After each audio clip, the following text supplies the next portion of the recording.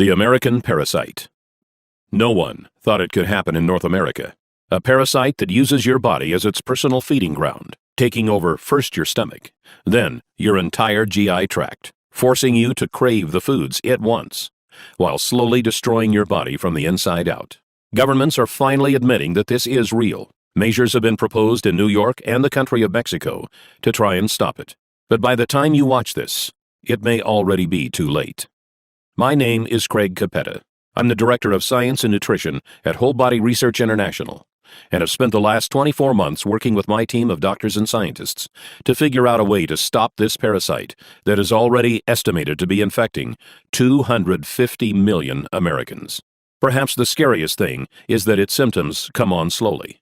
You may never even realize your fatigue, weight gain, or lack of sleep is the result of this bad bug, until it finally takes over and forces you to seek medical attention.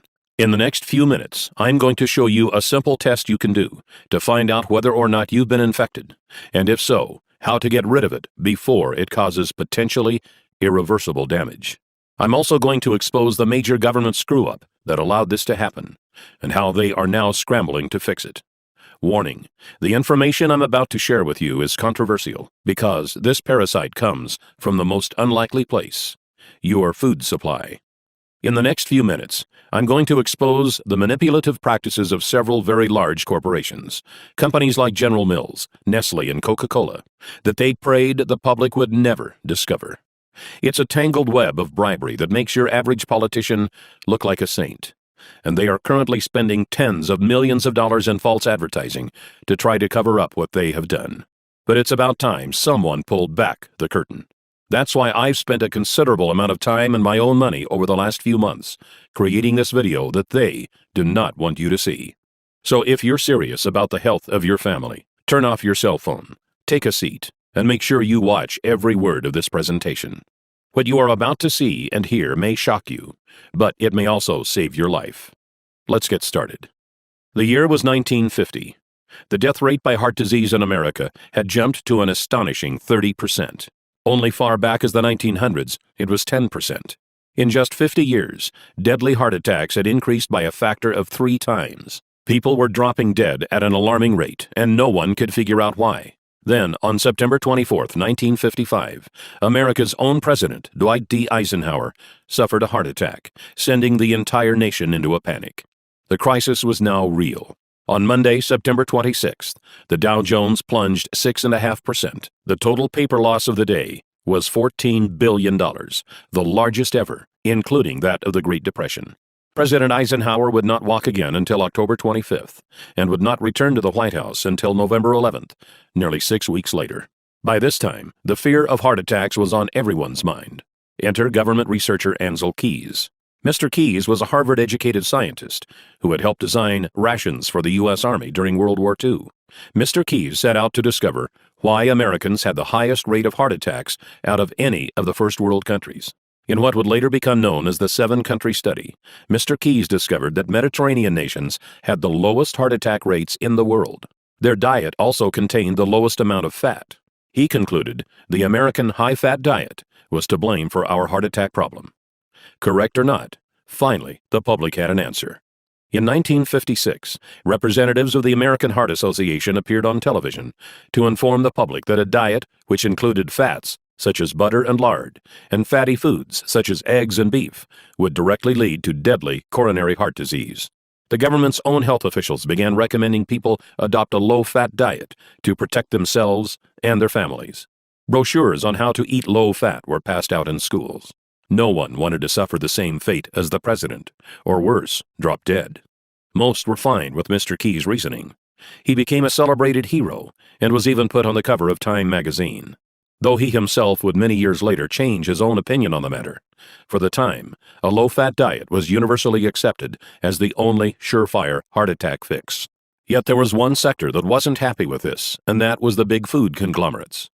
You see, previous to Keys' findings, their favorite way to flavor their foods was by adding more fat. Food scientists had discovered that fat was a flavor carrier. It could deliver taste and odor compounds from different parts of food, and provided texture and mouthfeel that made food taste better. Without fat, food tasted like cardboard. But now, the public was demanding their foods be low-fat. Processed and canned foods began to go uneaten as people turned to more natural, lower-fat alternatives. If it didn't say low-fat on the label, people stopped buying it. The conglomerates scrambled to find new recipes that would allow them to call their products low-fat, yet still taste good. Food scientists were called in by the dozens, and finally they discovered something even better. You see, unlike fat, this new flavor additive was actually addicting. It goes by many different names, but you may know it best as refined sugar. Did the food industry know it was dangerous? Even many doctors of the 1950s would argue they certainly did. As far back as 1808, studies had been done proving sugar was not only unhealthy, but actually toxic. Believe it or not, sugar manufacturers were pulling PR stunts back then, as they do today. In 1808, the Committee of West India, a large sugar conglomerate of the time, appeared before the British House of Commons to offer a prize of 25 guineas, about $1,000 in today's coin, to anyone who could show an experiment that proved sugar was good for feeding and fattening cows, hogs, and sheep. Food for animals has always been expensive. Sugar was extremely cheap, so many farmers took on the challenge, hoping for good results. The 25 guineas would be just a bonus to the new, cheaper food supply. But as you may have guessed, the attempts were a disaster. Many resulted in the death of livestock. One member of Parliament, John Kirwan, took on the challenge himself, trying to feed sugar and molasses to his calves. After the experiment of this well-known, highly ranked politician failed, the Committee of West India gave up. Then, in 1816, the well-known French physiologist F. Magendie did an experiment of his own involving dogs. He determined that dogs fed with water containing sugar and olive oil wasted away and died faster than dogs fed with water alone. This showed sugar not only had no nutritional value, but actually caused negative effects. This shut the sugar manufacturers up, but just for the time being. Flashback to 1957. Fat was out. The food industry had found foods packaged with sugar were winning every taste test. But would the public buy it? As recently as the 1930s, Dr. Weston A. Price, a research dentist from Ohio, had traveled around the world observing different cultures and their diets. In 1939, he published a paper that revealed in horrifying detail what had happened to the teeth and health of those in cultures who had incorporated refined sugars into their food supply. Sugar still had a bad name. The conglomerates would need to make a move. Later, in 1957, noted Professor E.V. McCollum, who is often referred to as America's top nutritionist of the day, published a book called A History of Nutrition. In it, he argued that despite there being dozens of experiments done since the 1800s, proving sugar was bad for human consumption, those experiments were all flawed due to human error. This book was published and marketed with the same ferocity you see with bestsellers today. But where did it come from? No scientist has his own money to publish a book on such a grand scale. And let's face it, A History of Nutrition? It's not a title that will make a book fly off the shelves. A look inside the book revealed it was published and marketed by a company called the Nutrition Foundation, Incorporated. Who was the Nutrition Foundation? I'm glad you asked. It happened to be a front organization for the leading sugar conglomerates of the time, including the American Sugar Refining Company, Coca-Cola, Pepsi-Cola, Curtis Candy Company, General Foods, General Mills, Nestle, Pet Milk Company, and Sunshine Biscuits, about 45 companies in all. And did the Americans buy it? Oh boy, did they ever. Sales of processed foods skyrocketed. All they had to do was put low fat on the label, then dump in a bunch of refined sugar, and it would sell like crazy. A 2012 study by Dr. Robert Lustig of the University of California, San Francisco, revealed that sugar is just as addictive to the human brain as cocaine, setting off the same dopamine triggers and forcing us to crave more and more of it.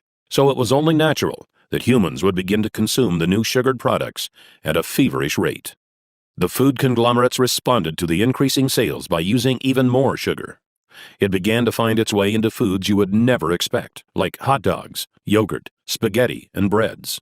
As the decades passed, obstacles would spring up, but each time, the conglomerates had an answer. In 1965, the Fair Packaging and Labeling Act began, requiring their products to be honestly and informatively labeled. By this time, the public wasn't so hot on sugar anymore, but that made no difference. The conglomerates simply hid the sugar by putting it into new forms and creating new names. This way, people wouldn't see the word sugar on the food label, but it could still be hiding inside. Some names sugar goes by are agave nectar, brown rice syrup, high fructose corn syrup, dextrose, evaporated cane juice, glucose, lactose, malt syrup, molasses, sucrose. Another classic example is when the sugar pushers began putting the word natural into all of their advertising. Made from natural ingredients became their slogan. But all refined sugars are made from natural ingredients. So is cocaine and heroin. During the 1970s, armed with new studies showing the dangers of refined sugars and exposing them in all of their forms, the American public began to wake up. For the first time since the 50s, sales of certain high-sugar foods slowed down. But the conglomerates had prepared for this and had been hard at work developing yet another weapon of their own: artificial sweeteners. Perhaps the most notorious of these was aspartame, more commonly known as Equal or NutraSweet. The story of how it became approved by the FDA is startling.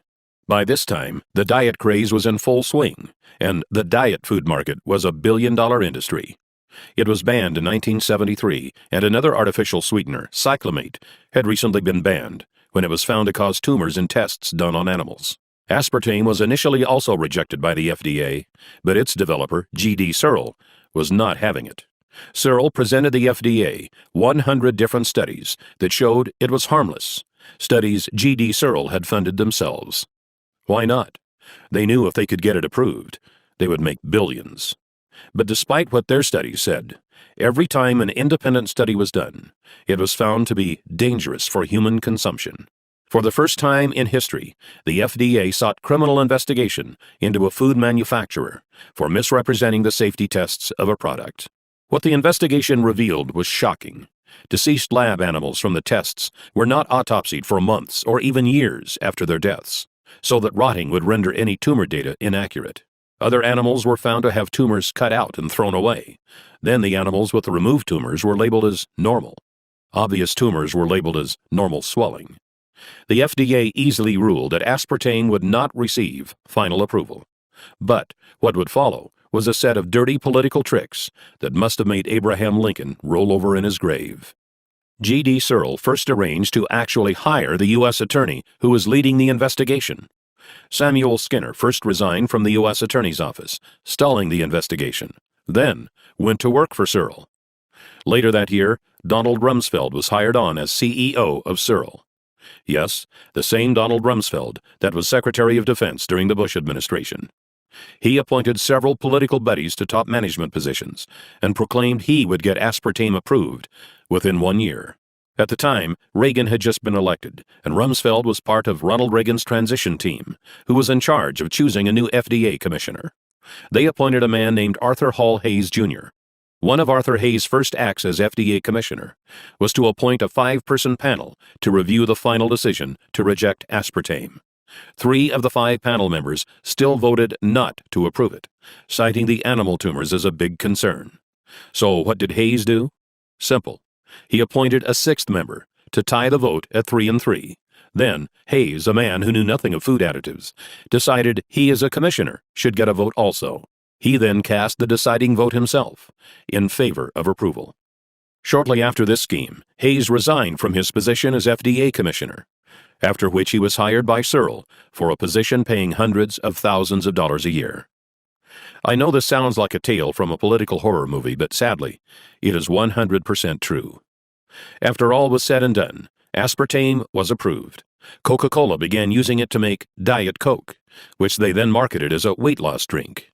In that first year alone, the FDA received over 600 consumer complaints reporting headaches, dizziness, and other strange reactions to this new, foreign substance our bodies were never designed to handle.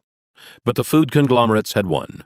And since then, over the last 30 years, more and more of these refined sugars, artificial sweeteners, preservatives, and other unnatural elements have infiltrated our food supply, creating essentially a new diet, without ever giving us a choice.